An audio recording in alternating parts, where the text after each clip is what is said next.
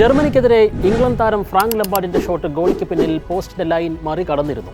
അതായത് ആ ഷോട്ട് ഗോളായിരുന്നു. പക്ഷേ റെഫറി അത് അംഗീകരിച്ചില്ല. അത് കണ്ട മുഴുവൻ കാണികളും ജർമ്മൻ ആരാധകരുൾപ്പെടെ ഞെട്ടി. പലരും തലയിൽ കൈവച്ചു. കോടാനുകോടി ടെലിവിഷൻ പ്രേക്ഷകർ കണ്ണെടുക്കാതെ ആ പന്ത് ഗോൾ ലൈൻ കടന്ന് പോസ്റ്റിനുള്ളിൽ പതിച്ചത് കണ്ട് വീണ്ടും കണ്ണു തിരുമ്മി നോക്കി. റെഫറി മാത്രം താൻ പിടിച്ച മുയലിന് 3 കൊമ്പെന്ന മട്ടിൽ നിന്നു. ഫലം ഇംഗ്ലണ്ട് 2010 ലോകകപ്പിന്റെ പ്രീ ക്വാർട്ടറിൽ പുറത്തായി. അന്ന് തുടങ്ങിയ മുറവിളിയാണ് പന്ത് ഗോൾ വരെ കടന്നോ എന്നുറപ്പാക്കുന്ന ഗോൾ ലൈൻ ടെക്നോളജിക്കായി വേണ്ടി. ആ സാങ്കേതിക വിദ്യയാണ് ഇക്കാലത്തെ വാറായി മാറിയത്.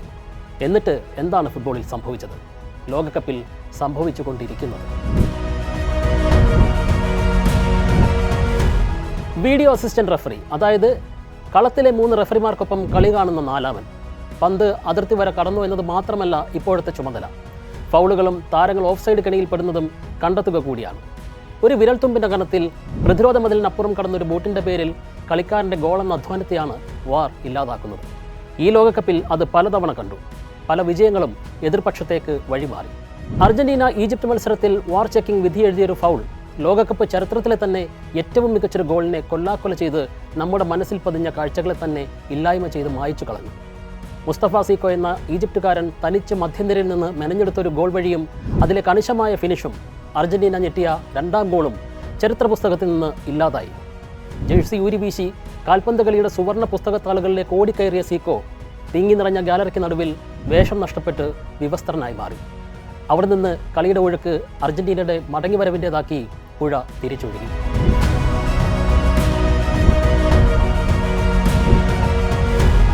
കളിയുടെ ഒഴുക്ക് തടസ്സപ്പെട്ട ഈജിപ്ഷ്യൻ താരങ്ങളുടെ കണ്ണിൽ ഇരുട്ട് കയറി. അവർ ലോക ചാമ്പ്യന്മാരെ കീഴടക്കിയതാണ് ആ നിമിഷം വരെ. അവർ ആ വലിയ വിജയം ആഘോഷിച്ചതുമാണ്. പക്ഷേ കളത്തിലെ ചില തീരുമാനങ്ങൾ ശരിയോ തെറ്റോ എന്ന് നിർവചിക്കപ്പെടാനാകാത്ത വിധം സംശയമനയിലേക്ക് തുറക്കപ്പെടും. അതിവേഗമൊന്നും അത് മുറിവേറ്റ മനസ്സുകളിൽ നിന്നും ഇറങ്ങിപ്പോകില്ല. 2010 ജർമ്മനിക്കെതിരെ ഇംഗ്ലണ്ടിന് സംഭവിച്ചതും അതുതന്നെയാണ്. ഫ്രാങ്ക് ലംപാർഡിന്റെ ആ ഉശരൻ ഫ്രീ കിക്ക് എതിരാളിയുടെ വലയിൽ കുരുങ്ങിയതാണ്. 2-1 മുന്നിൽ നിന്ന ജർമ്മനിയെ ഇംഗ്ലണ്ട് സമനിലയിൽ പിടിച്ച് ആത്മവിശ്വാസം വീണ്ടെടുത്തതുമാണ്. പക്ഷേ ഗോൾ നിഷേധിക്കപ്പെട്ടതോടെ വീര്യവും വിശ്വാസവും ചോർന്ന ഇംഗ്ലണ്ടിന്റെ വലയിലേക്ക് പിന്നെയും 2 ഗോൾ കൂടി അടിച്ചുകൂട്ടി ജർമ്മനി ക്വാർട്ടറിലേക്ക് മുന്നേറുകയായിരുന്നു. ഫുട്ബോൾ അങ്ങനെയൊക്കെയാണ്. 1986 മറഡോണയുടെ ദൈവത്തിന്റെ കൈ സൃഷ്ടിച്ച വിവാദം, 2010 ലംപാർഡിന്റെ നിഷേധിക്കപ്പെട്ട ഗോൾ, 2009 ലോകകപ്പ് യോഗ്യതാ മത്സരത്തിൽ തിയറി ഓൺറിയുടെ ഹാൻഡ്ബോൾ പാസ് ഗോൾ. തീർന്നില്ല. 1966 ലോകകപ്പ് ഇംഗ്ലണ്ട് നേടിയപ്പോൾ ജെഫേഴ്സ് നേടിയ പിന്നീട് ഗോസ്റ്റ് ഗോൾ എന്ന് വിളിക്കപ്പെട്ട 3ാം ഗോൾ. വിവാദം ആയത് എങ്ങനെയെന്നറിയാമോ? പന്ത് ഗോൾ വരെ കടന്നിട്ടില്ലെങ്കിലും ഗോളായി വിധിക്കപ്പെട്ട മത്സരമാണത്. ആ ഫൈനലിൽ നിരാശപ്പെട്ടത് ജർമ്മനിയായിരുന്നു. അതേ ജർമ്മനിയുടെ പിന്മുറക്കാർക്കെതിരെയാണ് 2010 ലംപാർഡിന്റെ ഗോൾ നിഷേധിക്കപ്പെട്ട് ഇംഗ്ലണ്ട് മടങ്ങിയതും ചേർത്ത് വായിക്കണം. പറഞ്ഞു വെക്കാനുള്ളത് ഇതാണ്: ഒരിക്കൽ നിങ്ങളിൽ നിന്ന് അർഹമല്ലാത്തൊരു വിജയം മറ്റൊരാൾ നേടിയാൽ അവർ സമാന സാഹചര്യങ്ങളിൽ അതേപോലെ കരഞ്ഞേക്കാം. ഇംഗ്ലണ്ടും ഈജിപ്തും അതിൻ്റെ വലിയ തെളിവായി നമുക്ക് മുന്നിൽ. 2026 ലോകകപ്പിലേക്ക് നമുക്ക് മടങ്ങിയെത്താം. ഈ ലോകകപ്പിൽ ഇറാനും ക്രൊയേഷ്യയും ഇതേ വാറിൻ്റെ ക്രൂരതയിൽ കണ്ണീർ കുടിച്ചവരാണ്. അർജന്റീനയോട് വാറിൽ കുടുങ്ങി ഗോൾ നഷ്ടമായ ഈജിപ്ത് നേരത്തെ ഇറാന്റെ കണ്ണീർ കണ്ട് ആശ്വസിച്ചവരായിരുന്നു. ഗ്രൂപ്പ് ജിയിലെ മത്സരത്തിന്റെ അവസാന നിമിഷത്തിൽ ഇറാൻ താരം ഷോജ ഖലീൽസാദെ ഈജിപ്തിന്റെ വലയിൽ പന്തെത്തിക്കുന്നുണ്ട്. പക്ഷേ അവിശ്വസനീയമായൊരു നൂലിഴ വ്യത്യാസത്തിൽ ആ ഗോൾ റെഫറി നിഷേധിക്കുകയായിരുന്നു, സാങ്കേതിക വിദ്യയെ കൂട്ടുപിടിച്ചുകൊണ്ട്. എതിർ ടീമിലെ ഗോളിയില്ലാത്ത അവസാന കളിക്കാരനേക്കാളും മുന്നിലായി ഗോളിക്കും എതിർ താരത്തിനും ഇടയിൽ ഗോളടിക്കാൻ ശ്രമിക്കുന്ന കളിക്കാരൻ വരുന്ന പൊസിഷനാണ് ഓഫ് സൈഡ്. സെക്കൻഡ് ഡിഫൻഡർ നിയമപ്രകാരം പന്ത് പാസ് ചെയ്യുന്ന സമയം ഗോളടിക്കാൻ ശ്രമിക്കുന്ന ടീമിലെ കളിക്കാരൻ ഗോൾ പോസ്റ്റിലെ ഗോൾ ലൈനിനും ഗോൾ കീപ്പർ ഉൾപ്പെടെ എതിർ ടീമിലെ 2ാമത്തെ അവസാന കളിക്കാരനും ഇടയിലായിരിക്കണം. ചുരുക്കി പറഞ്ഞാൽ തടയാൻ 2 പേരെങ്കിലും ഉണ്ടാകണം.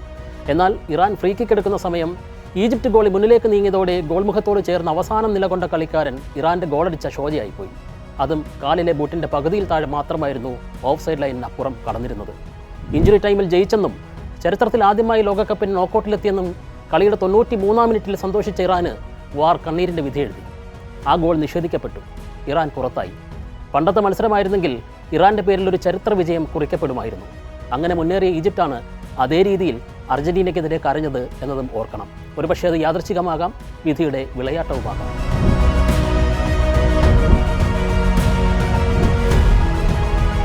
പോർച്ചുഗലിനെതിരെ ഫുട്ബോളിൽ ഇതിഹാസ താരങ്ങളിൽ ഒരാളായ ലൂക്ക മോഡ്രിച്ചിന്റെ നിസ്സഹായനായുള്ള ചിരി ഓരോ ഫുട്ബോൾ പ്രേമിയെയും ഇനിയും ഏറെക്കാലം അസ്വസ്ഥപ്പെടുത്തും. മത്സരം ഇഞ്ചുറി ടൈമിൽ 13-ാം മിനിറ്റെത്തി നിൽക്കവെയാണ് ജോക്സോ ഗവാഡിയോൾ പോർച്ചുഗൽ വല കുലുക്കിയത്. 2-1 പിന്നിൽ നിന്ന ക്രൊയേഷ്യ തോറ്റെന്നുറപ്പിച്ച മത്സരം സമനിലയിൽ പിടിച്ച നിമിഷം. പക്ഷേ ട്രയോണ്ട എന്ന സാങ്കേതികമായി മുന്നിലുള്ള പന്ത് വിധി മാറ്റിയെഴുതി. പന്തിലെ ചിപ്പ് മറ്റൊരു കാര്യം വെളിപ്പെടുത്തി. ഇവാൻ പെരിസിച്ച് ബോക്സിലേക്ക് നൽകിയ ക്രോസ് വരുമ്പോൾ സഹതാരം ഇഗോർ മറ്റനോവിച്ചിന്റെ തലമുടി നാഴികയിൽ പന്ത് നേരിയ രീതിയിൽ സ്പർശിച്ചിരുന്നു.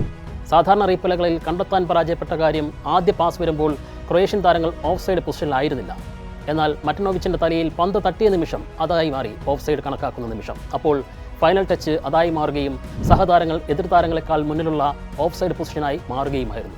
പന്ത് സ്വീകരിക്കാൻ പോയ മരിയോ പസാലിച്ചാണ് ഇത്തരത്തിൽ പോർച്ചുഗൽ താരങ്ങളെ മറികടന്ന് അപ്പുറം നിന്നത്. റഫറിയോട് തർക്കിക്കാൻ നിൽക്കാതെ നിസ്സഹായനായി മാറിയ ലൂക്ക മോഡ്രിച്ചിന്റെ മുഖമാണ് ആ മത്സരത്തിന്റെ ആകെ ചിത്രം. ഏതാനും വർഷങ്ങൾക്ക് മുമ്പ് ടീമുകൾ കളിച്ചിരുന്ന സുന്ദരമായ ഫുട്ബോൾ ഇന്നില്ല. അവർ ഗോളടിക്കുന്ന പ്രായോഗികത മാത്രമേ സ്വീകരിക്കുന്നുള്ളൂ. പന്ത് സുന്ദരമായ നീക്കങ്ങളിൽ വലയിലെത്തിയാലും ആഘോഷിക്കാനായി താരങ്ങളും ആരാധകരും കാത്തിരിക്കണം, വാറിൻ്റെ അന്തിമ വിധി വരും വരെ. സാങ്കേതികവിദ്യ കളിയുടെ ഒഴുക്കിനെ ഇല്ലായ്മ ചെയ്യുന്ന കാലത്ത് കളിയാരാധകന് അവൻ്റെ കളി പൂർണ്ണാർത്ഥത്തിൽ ഒരു നിമിഷത്തേക്കെങ്കിലും നിഷേധിക്കപ്പെടുകയാണ്. ഗോളാഘോഷത്തിന് ശേഷം അത് നിരസിക്കപ്പെടുന്ന ട്രോമയിലേക്ക് കളിക്കാരനും കാണിയും എടുത്തെറിയപ്പെടുകയാണ്. വാർ ആരാധകൻ്റെ മനസ്സിൽ സൃഷ്ടിക്കുന്ന ആ നിരാശ ഇല്ലാതാകുന്നില്ല, മറിച്ച് സംശയങ്ങൾ വളരുകയാണ്. മുമ്പൊരു റഫറിയുടെ കണ്ണിൽപ്പെടാതിരുന്ന കാര്യം ഇന്ന് പല ക്യാമറകൾ കണ്ടിട്ടും വിവാദത്തിൻ്റെ തോത് കൂട്ടുകയാണ്. മുൻപ് റഫറി കണ്ടില്ലെന്ന വിശദീകരണത്തിൽ ഒതുങ്ങിയെങ്കിൽ ഇന്നത് സംശയാതീതമായി കളിയാരാധകനോട് വിശദീകരിക്കാൻ സാങ്കേതികവിദ്യയ്ക്കും കഴിയുന്നില്ല എന്നതാണ് യാഥാർത്ഥ്യം.